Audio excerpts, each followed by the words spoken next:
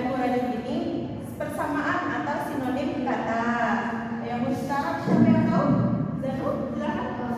Lafaznya sama tapi maknanya banyak atau berbeda-beda. Iya, betul sekali ya. Itulah kaidah muradik dan musyarak. Tepuk tangan untuk kita semua. Nah, kaidah kita pada hari ini yaitu tentang kaidah mutlak dan muqayyad. Nah, dia kaidah mutlak adalah lafaz yang menunjukkan arti yang sebenar-benarnya dengan tidak dibatasi oleh sesuatu hal yang dapat mengurangi maknanya. Adapun contohnya dalam Quran surah An-Nisa ayat 92. Ada yang bisa membacakan? Silakan Zanu. A'udzu billahi minasyaitonir rajim.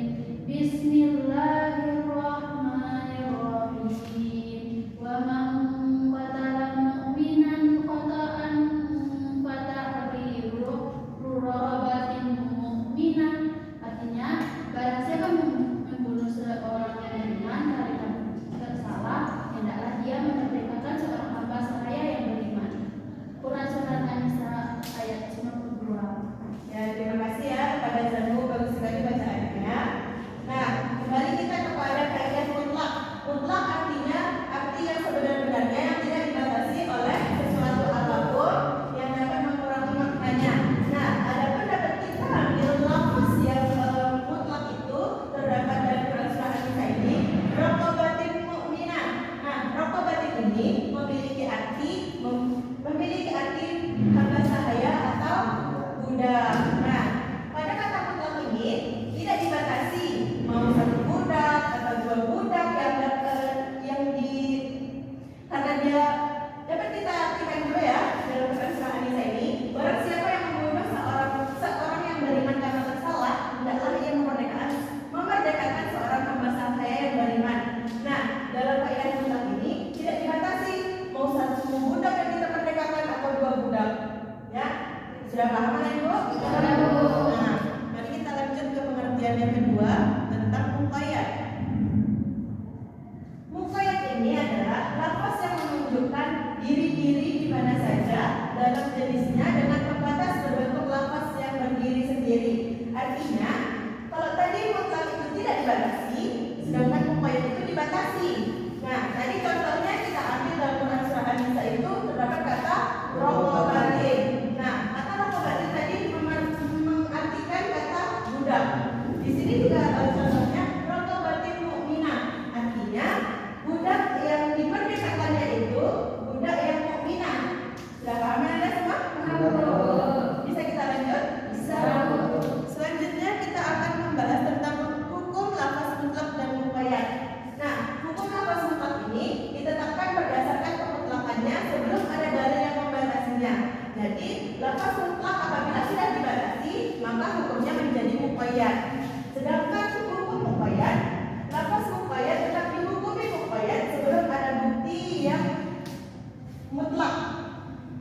Sudah paham? Nah, kita lanjut lagi tentang ketentuan dalam mutlak dan muqayyad ini. Nah, ada banyak dalil-dalil syara ini memiliki hukum ganda.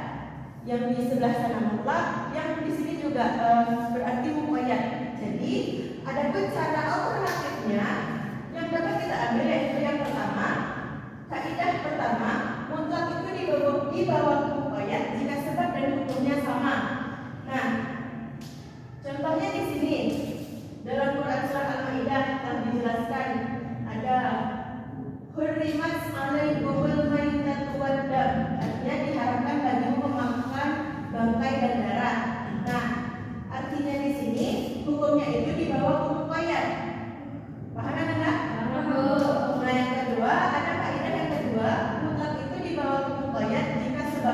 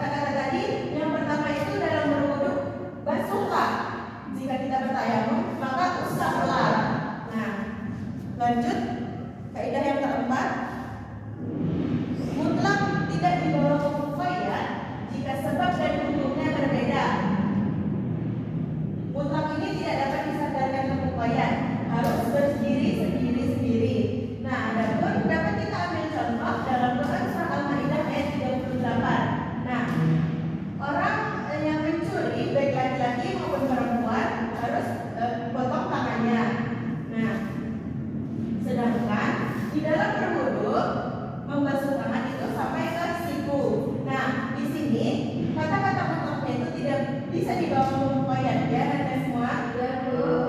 Nah, itulah pembelajaran kita pada hari ini.